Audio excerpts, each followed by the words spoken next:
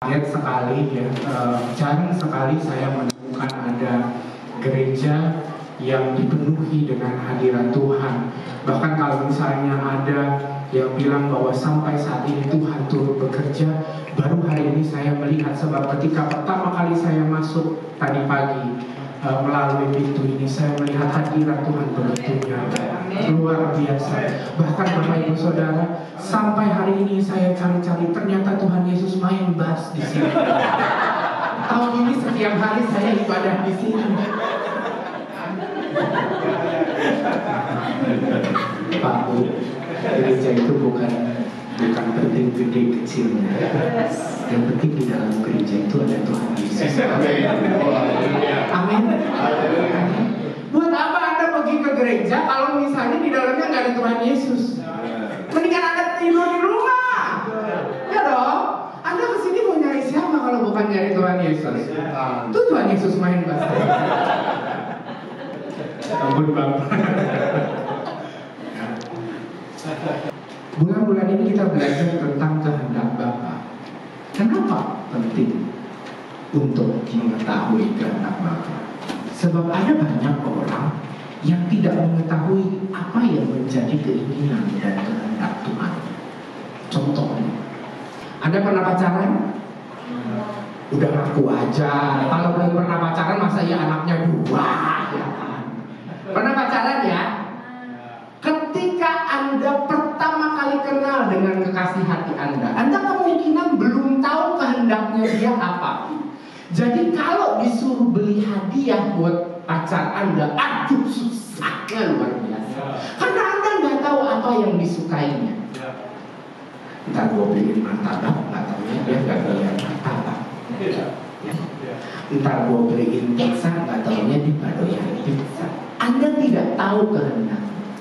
Tapi mudah-mudahan ketika Anda sudah menjadi suami dan istri selama beberapa tahun, Anda tahu apa yang menjadi kehendak pasangan Anda, apa yang menjadi kesukaannya dia. Jadi Anda mengasihinya lebih mudah. Contoh, istri misalnya, istrinya itu suka kembang, ya, suka kembang. Bukan lagi kalau dimasukin roti ntar dia kembang, bukan itu maksudnya, bunga gitu. Ya, terus dia suka bunganya warna merah, suka bunganya bunga tulip. Jadi ketika dia ulang tahun, Anda kasih kembang bunga tulip warna merah. Anda udah tahu kehendaknya. Jauh lebih mudah untuk mengasihi istri Anda kalau Anda mengetahui kehendak. Sama, kan jauh lebih mudah Anda mengasihi Tuhan kalau Anda mengetahui kehendak Tuhan. Katakan amin. Akan jauh lebih mudah bagi Anda untuk mengasihi Tuhan jika Anda tahu kehendaknya Tuhan. Tahun lalu di tempat ini, dari mimbar ini saya mengatakan kehendak Tuhan cuma dua, Bapak Ibu Saudara. Kehendak Tuhan cuma dua. Satu, kasihilah Tuhan Allahmu dengan segenap hatimu, dengan segenap jiwamu dan lain-lainnya dan seterusnya dan kawan-kawannya. Yang kedua, kasihilah sesamamu manusia seperti dirimu sendiri. Selesai. Kehendak Tuhan cuma dua. Satu, kasihilah Tuhan Allahmu dengan segenap hatimu, dengan segenap jiwamu dan lain-lain dan kawan-kawan dan seterusnya. Yang kedua, kasihilah sesamamu manusia seperti dirimu sendiri. Selesai. Mari kita berdiri. Kan kabarnya tentang kehendak Tuhan udah selesai kan gitu ya. Ya, tahun lalu saya sudah menyampaikan kepada Bapak Ibu Saudara inti kehendak Tuhan itu. Tadi saya bilang akan lebih mudah Anda mengasihi seseorang kalau Anda mengetahui kehendaknya. Nah saya balik nih supaya khotbahnya agak panjang gitu ya. Kalau nggak ntar PK-nya dipotong gitu kan. Supaya khotbahnya agak panjang, saya hari ini akan berkhotbah tentang apa yang bukan kehendak Tuhan. Apa yang bukan kehendak Tuhan. Karena untuk mengetahui kehendak Tuhan, kadang-kadang kita juga bisa belajar dari apa yang bukan kehendaknya. Contoh, kalau Anda mengasihi istri Anda tahu dia tidak suka martabak. Jadi Anda belilah makanan lain selain martabak. Jadi kalau misalnya Anda mengasihi Tuhan dan Anda tahu perbuatan itu bukan kehendak Tuhan, jangan lakukan. Selesai. Ya. Jadi hari ini saya akan berkhotbah tentang bukan kehendak Bapa. Katakan bersama saya, bukan kehendak Bapa. Kita akan baca nats ayat Alkitab kita. Bacaan kita di Matius 15 ayat 1 sampai 11. Kemudian loncat di ayat 17 sampai 20. Matius 15 ayat 1 sampai 11. Kemudian nanti kita melompat di ayat 17 sampai 20. Saya akan bacakan, hari ini saya bawa Alkitab biar kelihatan kayak pendeta. Jadi saya yang bacain ya, bapak-bapak, ibu-ibu boleh silahkan nanti ikut membaca Matius 15 ayat 1 sampai 11. Kemudian nanti loncat ayat 17 sampai 20. Ya, saya bacakan. Demikian firman Tuhan. Kemudian datanglah beberapa orang Farisi dan ahli Taurat dari Yerusalem kepada Yesus dan berkata, "Mengapa murid-muridmu melanggar adat istiadat nenek moyang kita? Mereka tidak membasuh tangan sebelum makan." Tetapi jawab Yesus kepada mereka, "Mengapa kamu pun melanggar perintah Allah demi adat istiadat nenek moyangmu? Sebab Allah berfirman, hormatilah ayahmu dan ibumu, dan lagi siapa yang mengutuki ayahnya atau ibunya pasti dihukum mati. Tetapi kamu berkata, barang siapa berkata kepada bapaknya atau kepada ibunya, apa yang ada padaku yang dapat digunakan untuk pemeliharaanmu sudah digunakan untuk persembahan kepada Allah. Orang itu tidak wajib lagi menghormati bapaknya atau ibunya. Dengan demikian firman Allah kamu nyatakan tidak berlaku demi adat istiadatmu sendiri. Hai orang-orang munafik, benarlah nubuat Yesaya tentang kamu. Bangsa ini memuliakan aku dengan bibirnya, padahal hatinya jauh daripadaku. Percuma mereka beribadah kepadaku, sedangkan ajaran yang mereka ajarkan ialah perintah manusia. Lalu Yesus memanggil orang banyak dan berkata kepada mereka, dengar dan camkanlah, bukan yang masuk ke dalam mulut yang menajiskan orang, melainkan yang keluar dari mulut. Itulah yang menajiskan orang. Ayat 17, tidak tahukah kamu bahwa segala sesuatu yang masuk ke dalam mulut turun ke dalam perut lalu dibuang di jamban? Tetapi apa yang keluar dari mulut berasal dari hati, dan itulah yang menajiskan orang. Karena dari hati timbul segala pikiran jahat, pembunuhan, perzinahan, percabulan, pencurian, sumpah palsu, dan hujat. Itulah yang menajiskan orang. Tetapi makan dengan tangan yang tidak dibasuh tidak menajiskan orang. Bapak Ibu Saudara, sedikit konteks ya. Percakapan yang barusan kita baca tadi kebanyakan adalah percakapan Tuhan Yesus. Tuhan Yesus dituduh mengajarkan yang salah kepada murid-muridnya, sebab murid-muridnya makan tanpa cuci tangan. Ya, di zaman Tuhan Yesus, perintah Taurat maupun ajaran-ajaran yang menyertai Taurat itu diajarkan dari mulut ke telinga, tidak ditulis. Bapak ke anak, anak ke cucu, cucu ke cicit, begitu seterusnya. Ya, jadi Taurat yang kita baca ini, Taurat ya, jadi Alkitab itu ada Taurat, ada Injil, ada surat-surat dan lain sebagainya. Taurat itu 5 Alkitab yang pertama, Kejadian, Keluaran, Ulangan, Bilangan, Imamat. Ya, Taurat ini baru dituliskan sekitar 200 tahun setelah Tuhan Yesus naik ke surga. Sebelum Tuhan Yesus 200 tahun sebelum Tuhan Yesus naik ke surga, semua ajaran ini diajarkan dari mulut ke telinga, telinga ke mulut, tidak ditulis. Dan sebegitu banyaknya mitzvah itu aturan, itu ya yang ada di dalam Taurat, sedemikian rupa sehingga orang-orang itu jadi takut melanggar salah satu dari banyaknya perintah mitzvah. Jumlahnya berapa? Sekitar 600-an mitzvah.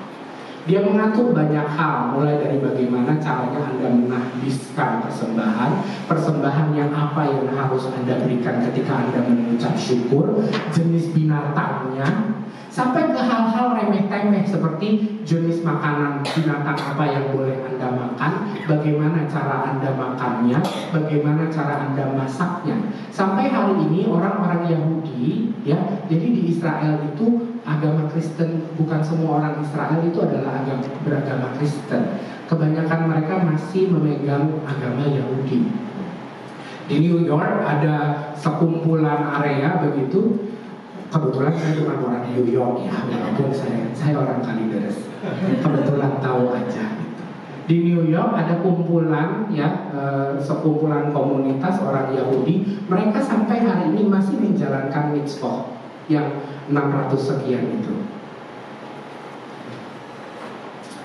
Salah satunya adalah, dan setelah Taurat itu, karena mereka takut melanggar mitzvot itu, kalau misalnya bahasa plural jamaknya adalah mitzvah. Karena mereka takut melanggar peraturan-peraturan itu, akhirnya mereka mengajarkan apa yang disebut di sini sebagai adat istiadat. Adat istiadat untuk membantu mereka tidak melanggar mitzvahnya, Contoh, kalau misalnya Anda melihat cerita paralel dari ayat ini yang kita baca Matius 15 ini ada di Markus 7 ayat 1 sampai sekian. Kalau Anda baca di epilog di awal-awal ini supaya kelihatan saya pinter ya. Di awal-awal Anda melihat bahwa dirinci gitu sama si di kitab Markus bahwa orang-orang Yahudi di zaman itu jangankan mencuci tangan sebelum makan. Mereka pulang dari pasar aja, mereka tidak akan makan sebelum mencuci tangan. Anda tahu kenapa? Itu ada hubungannya sama mitzvahnya. Mitzvahnya itu apa? Mitzvahnya adalah Anda tidak boleh makan makanan yang najis. Oke, misalnya babi gitu, haram hukumnya. Anda tidak boleh makan makanan yang najis. Anda tidak boleh, terus udah gitu mohon maaf sekali, perempuan yang datang bulan dan mengeluarkan lelehan berupa darah itu najis dalam tanda kutip.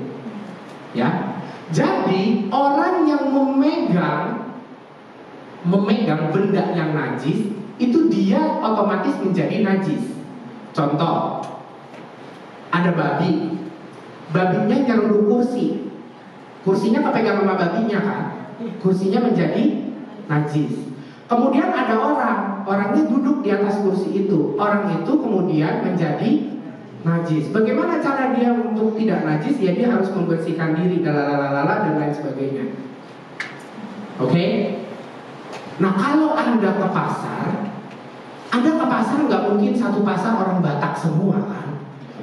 Nggak mungkin satu pasar orang Cina semua kan? Nah di pasar itu tidak mungkin satu pasar orang Yahudi semua. Ada orang Arab, ada orang apa? Dan orang-orang ini dianggap najis. Kenapa? Karena ada kemungkinan mereka tidak cuci tangan setelah memegang babi peliharaannya. Jadi ketika pulang dari pasar, orang-orang Yahudi ini karena sudah salaman tukeran duit sama orang-orang yang bukan Yahudi yang dianggap najis, jadi akhirnya dia tidak makan sebelum. Jadi Anda tahu tuduhannya orang-orang Farisi ini sebenarnya adalah tuduhan yang valid. Di zamannya Tuhan Yesus, waktu itu makan babi haram. Ngomong-ngomong Bapak Ibu, makan babi itu haram hukumnya kalau dia mentah. Kalau dia matang hukumnya harum. Ingat baik-baik. Jadi kalau misalnya ada yang bilang, jangan makan babi haram. Benar, babi itu haram kalau dia mentah. Kalau dia matang, pintar. Nanti Anda memperhatikan cara itu. Sampai mana tadi? Sampai capek ya, aduh. Maaf ya Tuhan Yesus. Omong-omong, kalau nggak salah, mitzvah ini jumlahnya sekitar 666. Udah pernah dengar apa? Ada yang bilang, ntar ditanam tahu, wahyu itu belum tentu Anda harus membaca letter luck, itu bahasa Belanda. Kalau bahasa Indonesia itu plak. Anda tidak perlu membaca wahyu itu plak.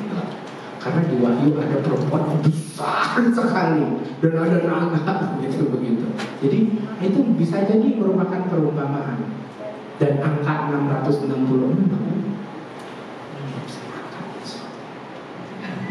mirip sama peraturan-peraturannya.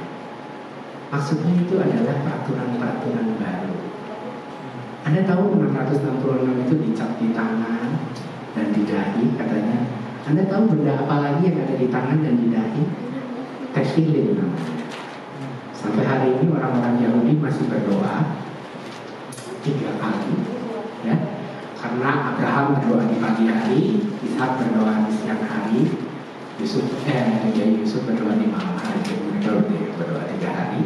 Dan laki-laki itu memasang tefillin sebagai tanda di dahi dan di tangan dan di tangan. Artinya apa? Ini spill ya, hubungannya sama anak Tuhan ya. Saya spill aja. Jangan gampang dibohongin orang. Jangan pakai kartu kredit, jangan mau tangannya dicap, jangan pakai kris nama itu antikrist sampai. 666 itu artinya Anda melakukan peraturan mitzvah. Serem. Bilang sama saya, serem. Ada hubungannya nanti sama khotbahnya. Ini waktu saya udah tinggal 10 menit ya, waduh. Matius 15 ayat 8 sampai 9. Ayat 8 sampai 9. Matius 15 ayat 8 sampai 9. Yuk baca kembalinya 1, 2, 3.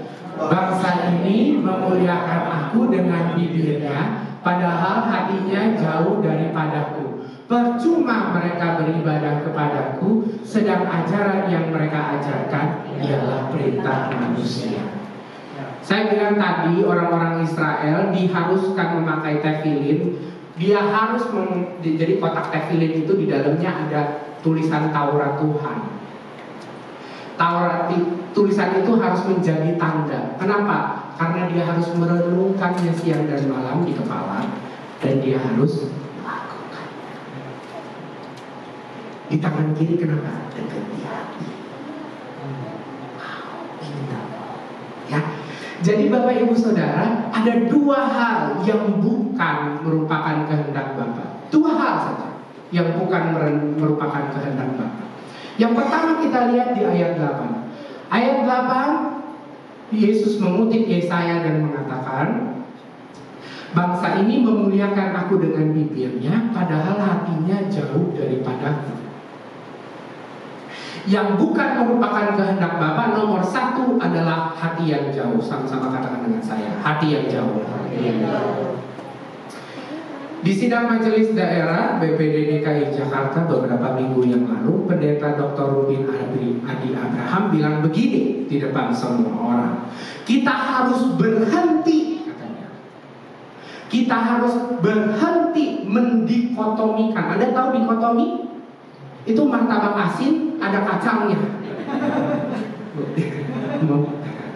Dikotomi itu artinya pemisahan. Kita harus berhenti mendikotomikan pekerjaan sakral dan pekerjaan sekuler. Dengan kata lain, beliau mengatakan kita harus berhenti memisahkan antara pekerjaan sakral dan pekerjaan sekuler. Belibet kan tuh. Anda tahu, selama ini kita selalu berpikir bahwa pekerjaan sakral itu adalah apa yang Anda lakukan di dalam rumah Tuhan. Jadi WL itu pekerjaan sakral, main bass itu pekerjaan sakral, ya. Jadi usher di bawah, jadi pendeta. Ada Bapak Ibu pendeta-pendeta yang ambisius. Saya lihat dengan mata kepala saya sendiri. Aduh Tuhan, Marabok, tahu nggak marabok? Nih salah satu saksinya sampai mabok muntah-muntah. Ada orang yang mengejar gelar kepejabatan. Mereka pikir jadi pendeta itu enak. Mereka pikir jadi gembala itu enak. Kalau anda mau jadi gembala, saya doakan biar tahu rasa. Gua jadi nggak tahu kapok. Nggak mau lagi. Ada yang mau jadi PDP, ambisius pengen jadi PDM. Kalau udah PDM bisa jadi PDT. Kalau misalnya PDT mau jadi gitu lagi sampai dia jadi tiang bendera tinggi berdiri sendiri. Kita harus stop membedakan antara pekerjaan sakral dan pekerjaan sekuler. Karena semua yang kita kerjakan itu adalah pekerjaan sakral. Loh, nggak salah. Ya iya. Coba anda bayangkan kalau semuanya jadi pendeta, jemaatnya mana? Semuanya gitu khotbah di depan, yang dengar siapa? Ada gitu pendeta gitu ya. Aduh, saya jadi menggosip lagi. Kemarin di MD gitu.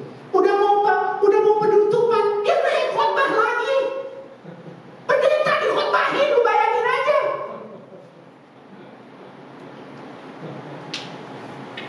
Stop mendikotomikan pekerjaan sakral dan pekerjaan sekuler.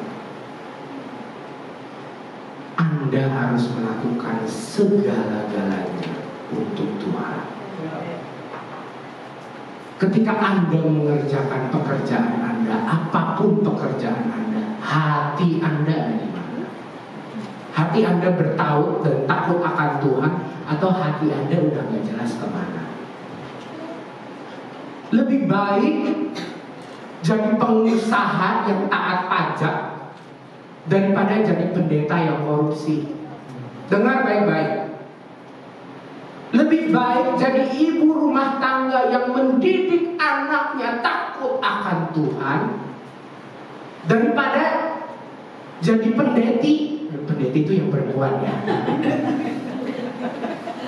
Jadi pendeti yang suka melukai hati orang. Kita harus stop. Kenapa? Karena ya Tuhan memang menciptakan kita untuk tugas masing-masing. Memang ada orang yang harus menjadi ibu rumah tangga. Memang ada orang yang diciptakan Tuhan jadi pengusaha. Memang ada orang yang diciptakan Tuhan jadi karyawan. Tapi ketika Anda jadi karyawan, Anda melakukannya dengan sungguh-sungguh atau Anda malas-malasan? Anda melakukannya karena Anda takut sama bos Anda, atau Anda takut pekerjaan Anda itu tidak memuliakan Tuhan? Hati Anda di mana? Tuhan bilang, percuma lu mau nyanyi, memuliakan aku dengan bibirnya, kan ceritanya nyanyi kan. Percuma lu mau nyanyi sampai mulut berbusa-busa, tapi hatinya itu nggak tahu kemana. Anda nih sekarang duduk di kursi oren ini, hati Anda ada di mana? Pikiran Anda ada di mana? Kalau hati dan pikiran Anda, kalau pantat Anda ada di sini, tapi hati dan pikiran Anda ada di luar mana? Lebih baik Anda di luar.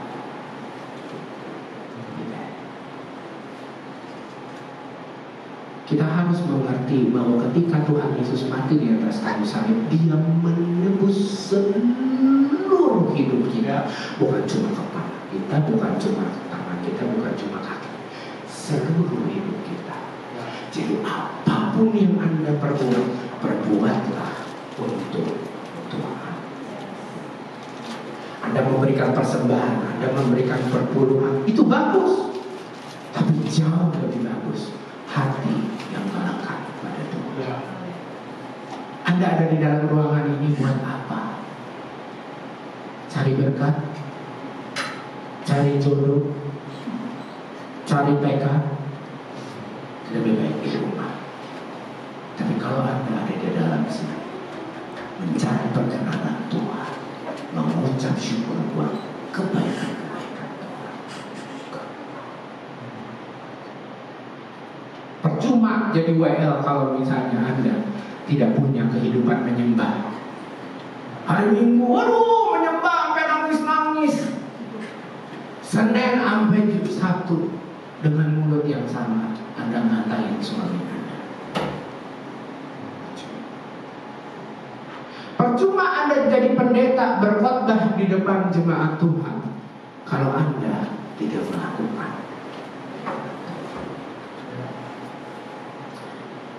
Yakobus 1 ayat 22. Yakobus 1 ayat 22.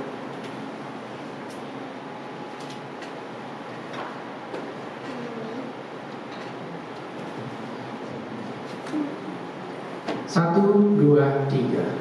Tetapi hendaklah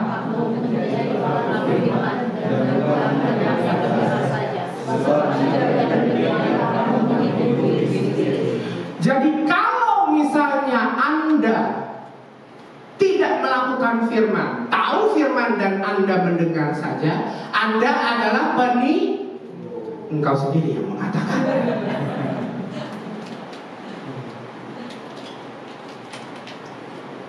Anda duduk di sini jadi drummer, motivasinya apa? Anda duduk di sini di gereja di rumah Tuhan, hatinya ada di mana? Anda keluar, ketemu sama anak cucu Anda, dan Anda mengasihi mereka, motivasinya karena apa? Anda jadi ibu rumah tangga, meninggalkan karier Anda, motivasinya apa? Saya kasih tahu, kalau ada kesempatan yang bagus datang kepada Anda, ada salah satu pertanyaan penting yang perlu Anda tanyakan. Apakah pekerjaan ini akan menjauhkan saya dari Tuhan? Kalau jawabannya iya, bukan itu kehendak Tuhan. Ulang. Apapun kesempatan besar, misalnya Anda perlu pindah ke New York tadi. Nah, Anda perlu tanya diri Anda sendiri, kalau saya pindah ke New York, apakah hati saya akan jauh dari Tuhan? Kalau jawabannya iya, tetap di Suwana Sutra saya.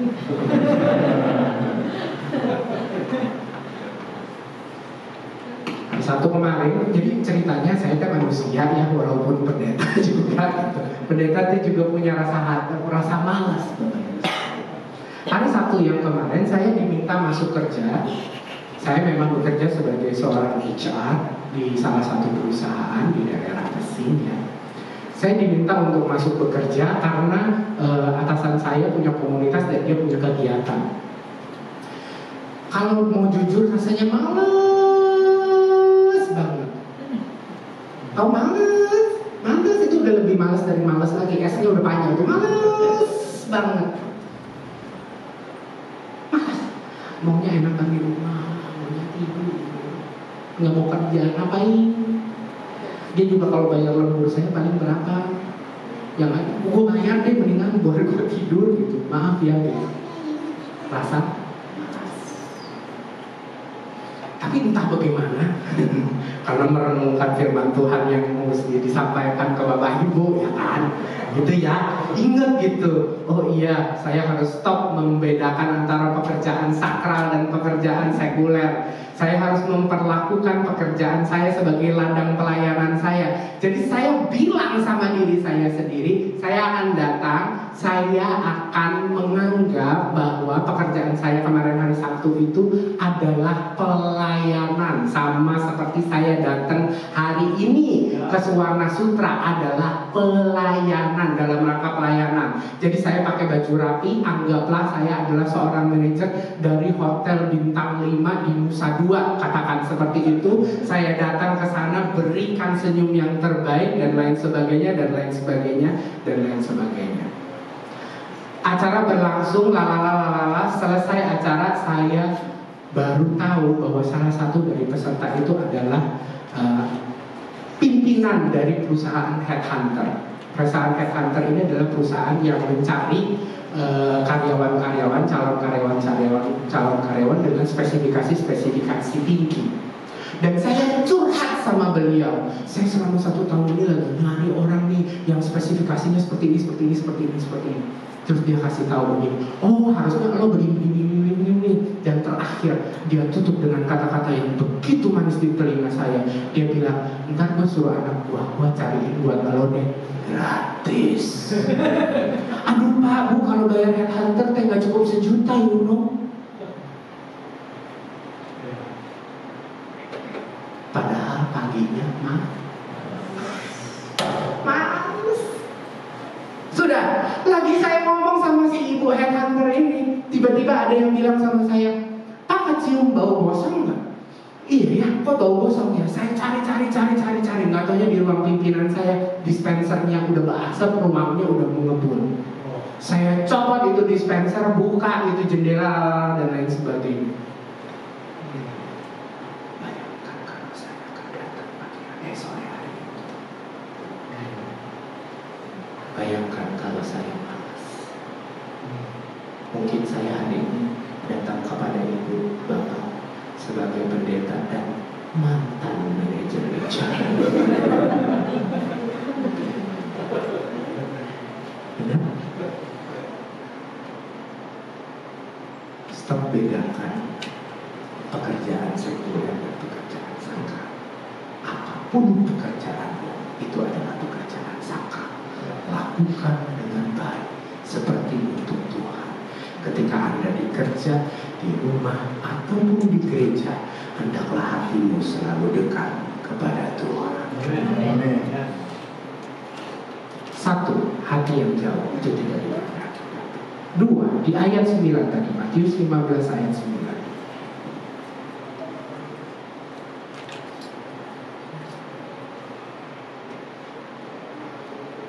Percuma mereka beribadah kepadaku, sedangkan ajaran yang mereka ajarkan ialah perintah manusia. Nomor 1 yang bukan menjadi kehendak Tuhan adalah hati yang jauh. Nomor 2 yang bukan menjadi perintah yang menjadi kehendak Tuhan adalah ajaran manusia. Katakan dengan saya, ajaran manusia. Ajaran manusia. Pak, Bu, dari zaman Paulus dulu di 2 Timotius, nanti kita akan lihat, Paulus bilang akan ada banyak orang yang tidak mau lagi dinasehati. Dia akan mengumpulkan guru-guru, dia akan mengumpulkan pendeta-pendeta yang menyenangkan telinganya. Kalau misalnya khotbahnya bukan soal berkat, dia nggak mau dengar. Kalau pendetanya kurang atraktif, dia nggak mau dengar. Lu kira pendeta itu badut harus atraktif? Lebih baik ajaran yang sehat daripada ajaran yang hebat. Bilang sama saya, lebih baik ajaran sehat daripada ajaran hebat. Puji Tuhan kalau pendetanya atraktif dan semok kayak saya. Tapi kalau dia adalah pembicara yang mungkin jauh lah, ngomongnya lama gitu ya, udah orang Jawa Tengah ya, dia udah di kampung yang paling dalam sekali gitu. Jadi kalau ngomong bapak-bapak, ibu-ibu. Tapi kalau yang diajarkan adalah firman Tuhan, ajaran yang sehat, dengar. Anda di rumah, sekarang ke tahun 2025 ya, mama-mama juga nontonnya YouTube. Anda kalau dengar firman Tuhan, Anda mengidolakan pembicara tertentu nggak? Ngefans sama pendeta tertentu nggak? Baik-baik, yang diajarin ajaran Tuhan atau ajaran manusia? Halo? Baik-baik, kalau misalnya pembicara itu, pendeta itu ngomongnya itu lagi. Saya tahu ada satu pendeta perempuan, nggak tahu itu pendeta atau pendeti, seringnya ngomongnya tentang emak-emak yang diselingkuhi. Waduh, dia terkenal, famous kemana-mana karena banyak emak-emak yang relate sama keadaan itu. Dia sering ngomel-ngomel dari atas mimbar, bapak-bapak, hati-hati, amanah Tuhan segera tiba. Terus ibu-ibunya bilang, amin bersama-sama. Yang didengar pendeta, dia lagi. Ntar kalau misalnya ada pendeta lain nih dari Citra 1 datang ke sini, lu tahu nih, waduh pendetanya ini udah tua begitu ya, udah laula gitu. Udah minggu ini gua skip dulu deh, gak usah datang ke Suwarna ya. Baik-baik, kerajaan Allah udah dekat. 2 Timotius Pasal 4 ayat 3 sampai 4. Biarin orang tersinggung bertobat, apa-apa, nggak diundang lagi, nggak apa-apa, gue nggak takut. 2 Timotius pasal 4 ayat 3 sampai 4. 2 Timotius 4 ayat 3 sampai 4. Karena akan datang waktunya orang tidak dapat lagi menerima ajaran sehat, tapi mereka akan mengumpulkan guru-guru menurut kehendaknya untuk memuaskan keinginan telinganya. Mereka akan memalingkan telinganya dari kebenaran dan membukanya bagi dongeng. Tinggal di Suwarna Sutra, di KMI Citra Suwarna Sutra. Tidak mudah bagi gembala Anda untuk memilih siapa yang berbicara di mimbarnya Tuhan, karena dia harus pastikan bahwa ajaran yang Anda dengarkan adalah ajaran yang sehat. Dia bertanggung jawab. Ada banyak gereja, pokoknya asal pendeta itu sohor, terkenal, langsung maju. Banyak artis-artis yang menjadi pendeta, ternyata kelakuannya pendekar. Banyak yang menjadi dia.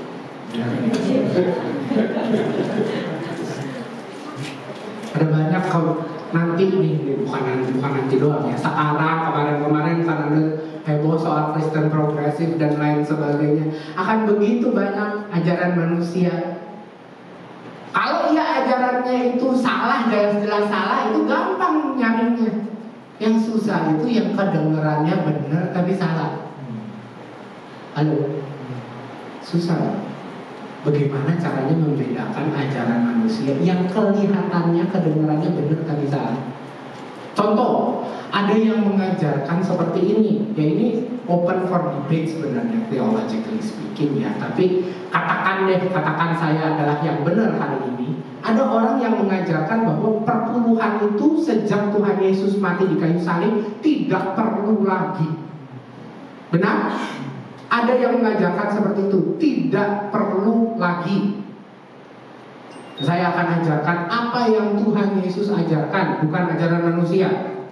Apa yang Tuhan Yesus ajarkan? Buka Matius 23 ayat 23. Tenang, bentar lagi selesai. Saya tahu muka-muka Anda sudah tidak bersahabat. Ini perkataan Yesus, bukan perkataan Yosua.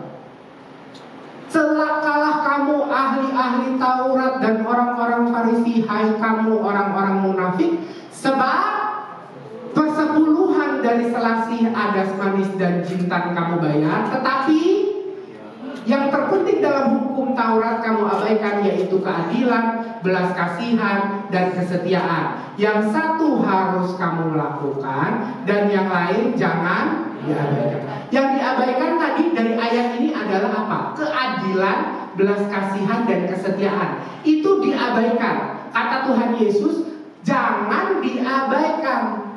Kemudian yang tadi, yang di atas, yang Anda sebut persepuluhan itu, apa menurut Tuhan Yesus? Harus dilakukan. Anda tahu harus, kudu, mesti. Jangan ngangguk-ngangguk aja, ntar bayar perpuluhannya saya. Jangan Anda pikir ini listrik ada hamster yang gelundung begitu. Enggak. Listriknya bayarnya pakai persepuluhan Anda. Ini gembala Anda, saya tahu dia nggak dapat apa-apa. Makin lama makin kurus kok saya.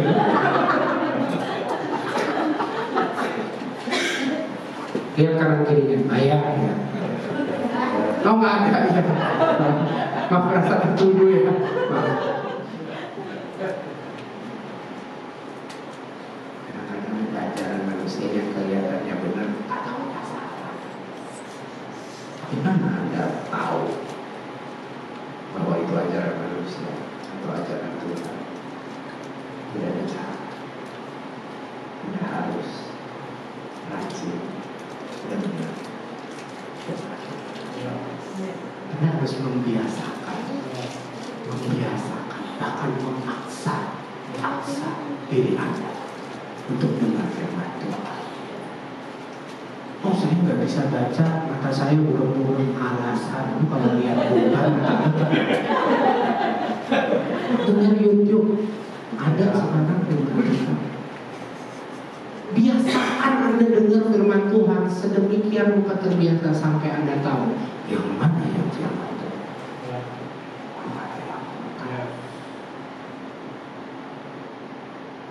Udah ada yang ngantuk, berarti harus selesai.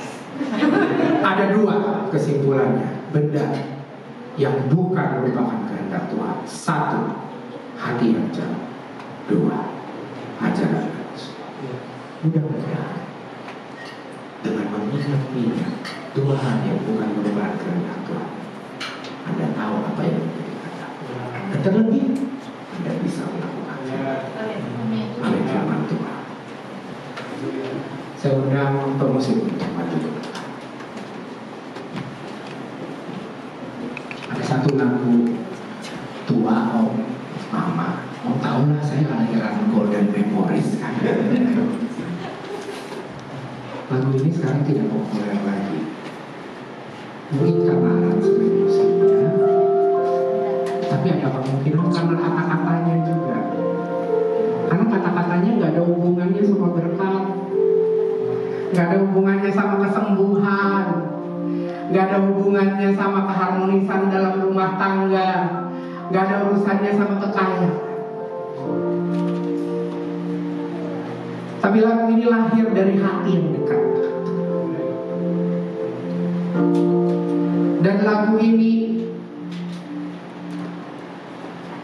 sesuai dengan ajaran Tuhan, sesuai dengan kehendak Tuhan untuk mengasihi Tuhan segenap hati. Lagunya seperti ini. Mudah-mudahan Anda tahu. Tuhan, ku mau menyenangkan-Mu. Tuhan, bentuklah hati ini jadi berjalan untuk hormat-Mu. Cemerlang bagai emas murni. Tuhan, ku serahkan hati. Tuhan, ku serahkan hati. Semua ku berikan padamu. Kuduskan hingga dulu selalu. Agar aku menyenangkan-Mu,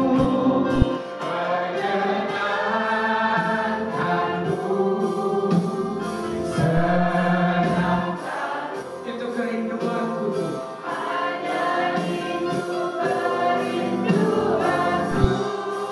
Menyenangkan-Mu,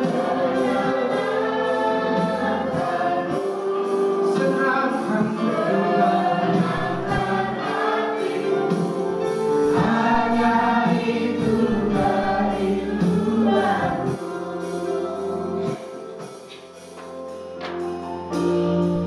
Kalau Tuhan tidak menjawab doa-doamu, masihkah engkau mengasihi Dia?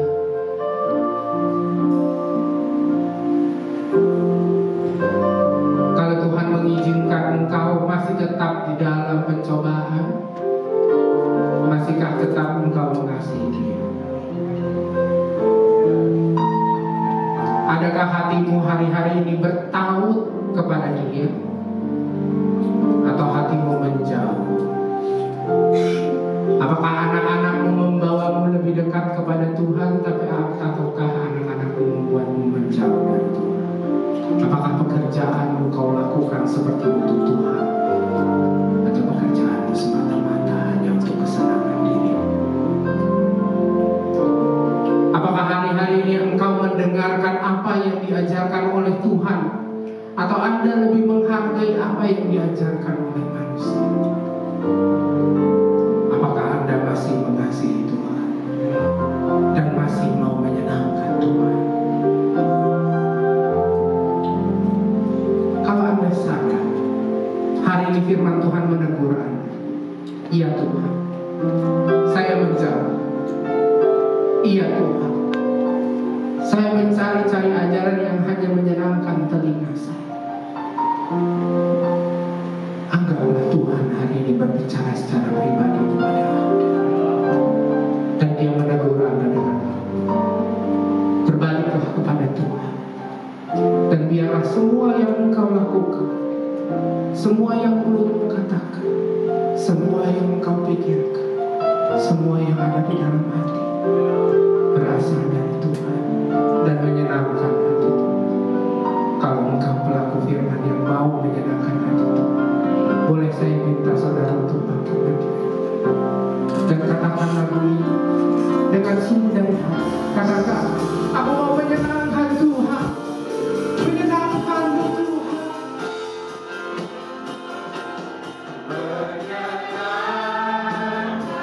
Kami mau menyenangkan hati Tuhan.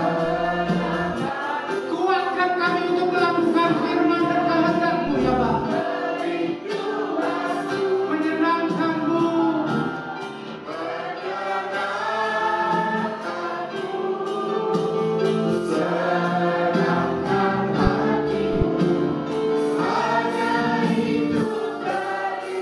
Lebih sungguh, angkat tanganmu di depan Tuhan, katakan. Kalau kepala berkenan berdoa dalam doa.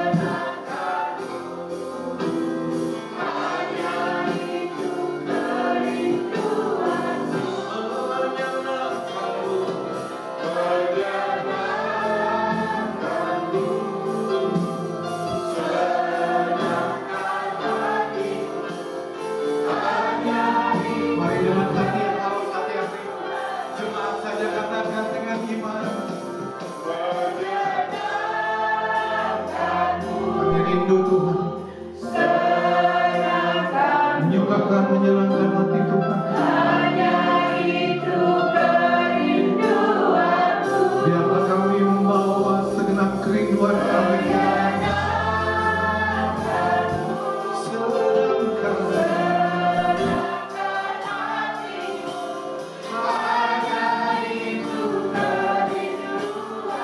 Boleh berikan tepuk tangan kemuliaan bagi Tuhan. Amin.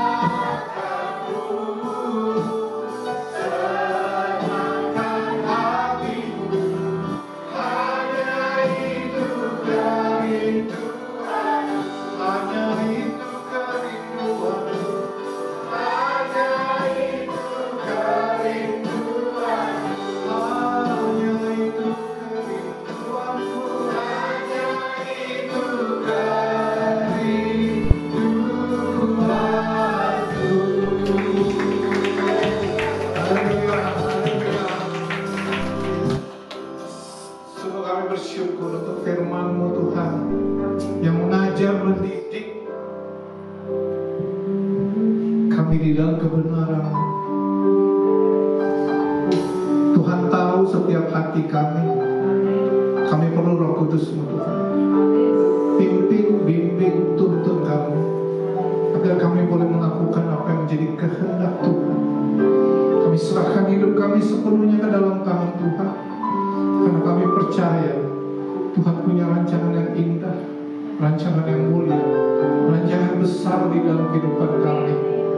Dan bersama dengan Tuhan kami dapat menggenapi setiap rencana Tuhan, setiap tujuan Tuhan. Bawa Tuhan hati kami terus mendekat kepada Tuhan, intim kepada Tuhan. Jangan hati kami menjauh dari Tuhan. Biarkan kami boleh terus hidup melekat, mengetahui hati Tuhan seperti Tuhan mengetahui hati kami. Dan biarlah Tuhan, kami hanya tunduk kebenaran firman Tuhan.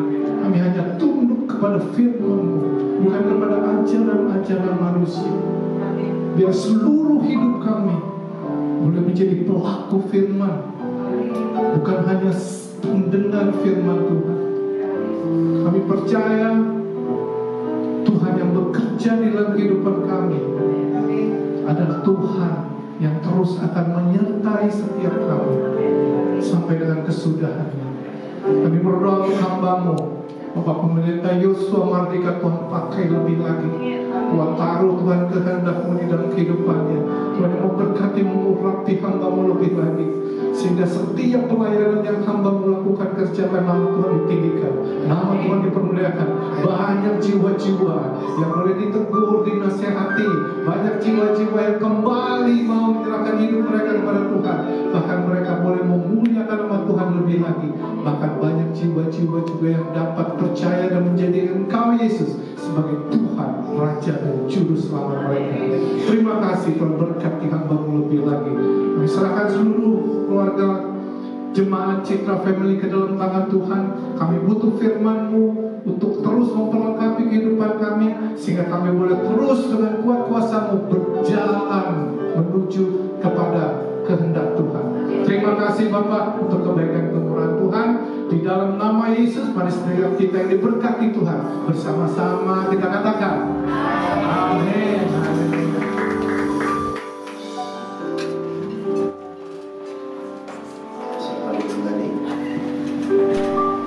Ya, kami segenap staf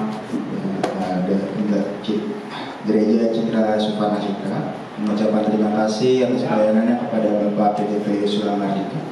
Tuhan Yesus memberkati. Oke, ya, buat Bapak Ibu yang baru pertama kali hadir dan mungkin belum memiliki gereja tetap, kami mengundang untuk beribadah kembali di tempat ini di minggu depan di jam yang sama. Ya. Sebelum memberikan persembahan, mari kita berdoa. Bapak, terima kasih Bapak yang berikan Bapak kesempatan Bapak bagi kami Bapak untuk memuliakan nama-Mu Bapak lewat persembahan ini Bapak. Jadikan Bapak persembahan-Mu ini Bapak bermanfaat Bapak bagi gereja ini Bapak, bagi orang-orang yang ada di sekitar Bapak. Ya Allah, biarkan Bapak menjadi berkat Bapak ya Yesus. Kita kami memberikan yang terbaik Bapak, hati yang siap untuk memberikan yang terbaik. Mari kita katakan amin.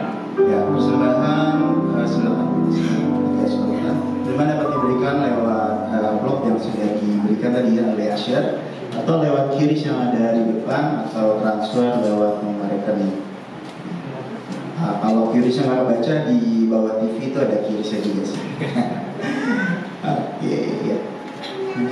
Oke, mau masuk pekan ke depan.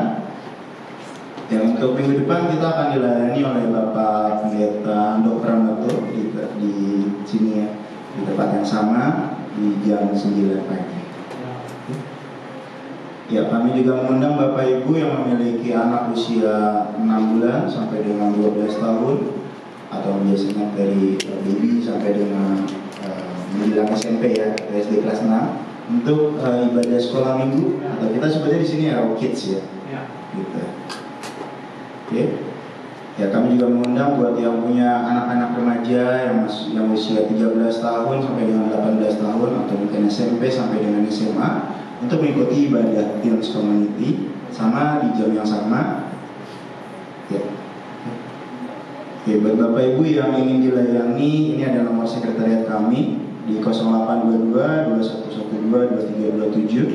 Silakan menghubungi bagi yang mungkin sakit minta didoakan, atau mungkin mengalami kesulitan gitu ya, atau mungkin mau konsultasi lebih dalam dengan lembaga kami juga gitu ya.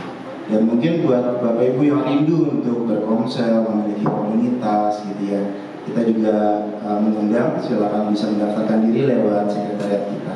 Dan juga ada beberapa sosial media kita seperti di Instagram GBI Citra di SS, dan juga GBI Citra Family Suparna Citra di YouTube ya. Itu bisa dibuka, siapa tahu bisa menjadi berkat bagi kita, mengingatkan kita akan firman Tuhan, akan khotbah-khotbah yang sudah terjadi di setiap minggunya gitu ya. Oke, ya begitu aja, demikian pengumuman cepat. See you next Sunday. Have a blessed week. Oke, mari kita berdoa sebelum pulang. Yesus, terima kasih Bapa yang menyembuhkan kami di sini Bapa. Terima kasih Bapak yang berkati Bapak PDP Yosua Mardika Bapak atas pelayanannya Bapak, atas keluarganya Bapak, setiap langkah kakinya Bapak, setiap apa yang diucapkannya Bapak, biar kiranya Bapak menjadi suatu rema Bapak, jadi firman Bapak, sesuai firman Bapak.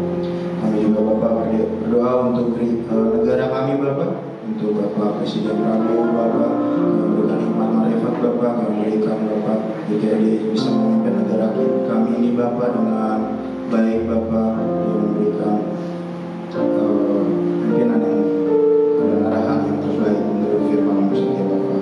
Kami juga berdoa Bapak buat gereja ini Bapak, biar kiranya Bapak setiap gereja ini Bapak bisa menjadi berkat Bapak bagi setiap jiwa, bagi setiap hati yang ada di sini Bapak, bagi jemaatmu Bapak, dan juga bagi semua pelayan Bapak. Kami juga berdoa Bapak untuk biar gereja ini bisa menjadi berkat Bapak bagi lingkungan sekitar kami Bapak. Kami juga berdoa Bapak buat setiap hal kami Bapak, mungkin Allah Bapak kau kuatkan Bapak yang sakit kau sembuhkan Bapak. Kami tutup terus kami Bapak dengan biru-biru Bapak. Sebentar kami ingin pulang Bapak, kau jagai kami Bapak sampai dengan bertemu keluarga kami kembali. Sebentar kami pulang, kami dapat menerima berkat dari Bapak kita. Mari sebelum kita menerima berkat, kami langsung coba untuk berdiri.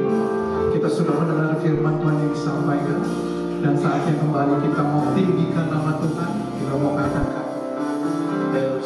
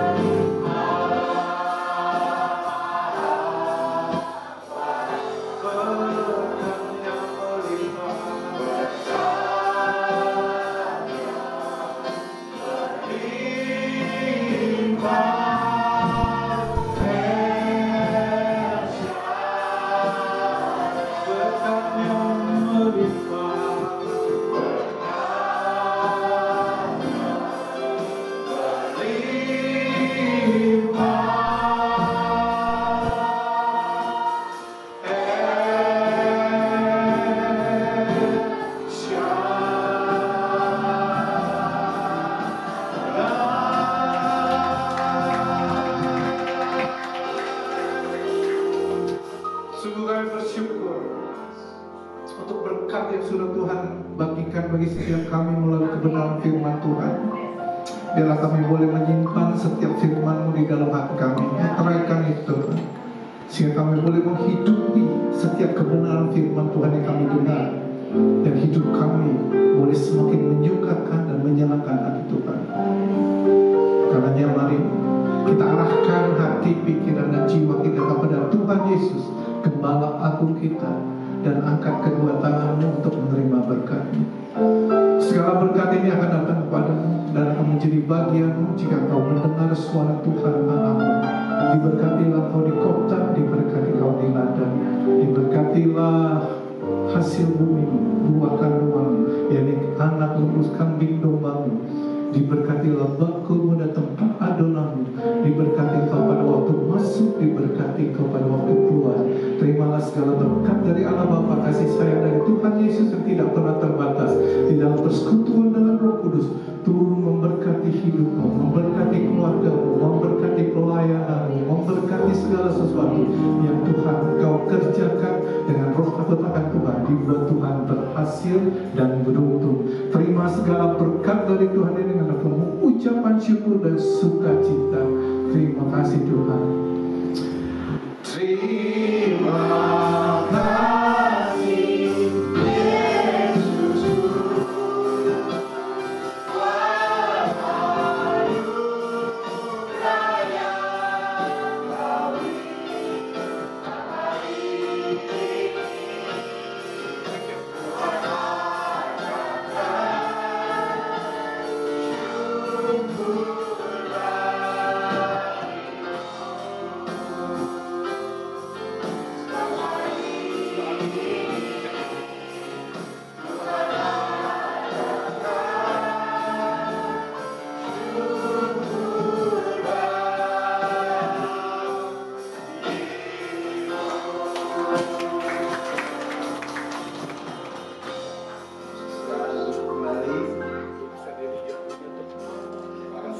waktu sejenak. Tuhan Yesus memberkati. Berkesan.